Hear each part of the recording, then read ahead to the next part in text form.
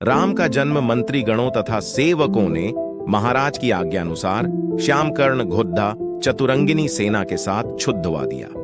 महाराज दशरथ ने देश देशांतर के मनस्वी, तपस्वी, विद्वान, ऋषि मुनियों तथा वेद विज्ञ प्रकांड पंडितों को यज्ञ संपन्न कराने के लिए बुलावा भेज दिया।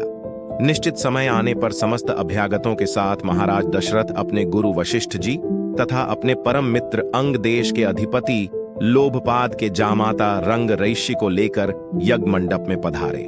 इस प्रकार महान यज्ञ का विधिवत शुभारंभ किया गया। संपूर्ण वातावरण वेदों की आर्चाओं के उच्च स्वर में पाठ से गूंजने तथा समिधा की सुगंध से महकने लगा। समस्त पंडितों, ब्राह्मणों, राशियों आदि को यथोचित धन धान्य, गौ आदि भेंट करके सादर विदा करने के साथ यज्ञ की समाप्ति हुई।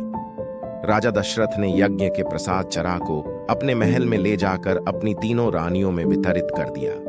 प्रसाद ग्रहण करने के परिणाम स्वरूप परमपिता परमात्मा की कृपा से तीनों रानियों ने गर्भ धारण किया। जब चैत्र मास के शुक्ल पक्ष की नवमी तिथि को पुनर्वसु नक्षत्र में सूर्य, मंगल, शनि, बृहस्पति तथा शुक्र अपने अपने उच्च स्थानों में विराजमान थे, कर्क लग्न का उदय होते ही महाराज दशरथ की बद्धी रानी कौशल्या के गर्भ से एक शिशु का जन्म हुआ, जो कि श्याम वर्ण, अत्यंत तेजोमय, परम कांतिवान तथा अद्भुत सौंदर्यशाली था। उस शिशु को देखने वाले ठगे से रह जाते थे।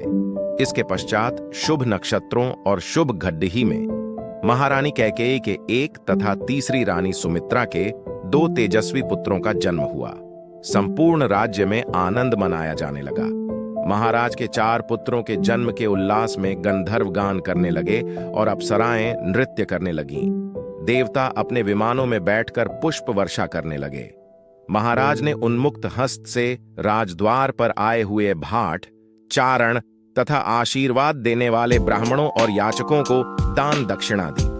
पुरस्कार में प्रजाजनों को धन धान्य तथा दरबारियों को रत्न, आभूषण तथा उपाधियां प्रदान किया गया।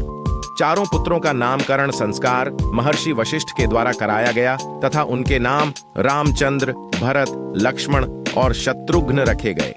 आयु बढ़ने के साथ ही साथ रामचंद्र गुणों में भी अपने भाइयों से आगे बढ़ने तथा प्रजा में अत्यंत लोकप्रिय होने लगे।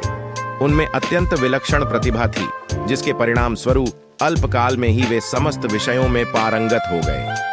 उन्हें सभी प्रकार के अस्त्र शस्त्रों को चलाने तथा हाथी, घोड़े एवं सभी प्रकार के वाहनों की सवारी में उन्हें असाधारण निपुणता प्राप्त हो गई। वे निरंतर माता पिता और गुरुजनों की सेवा में लगे रहते थे।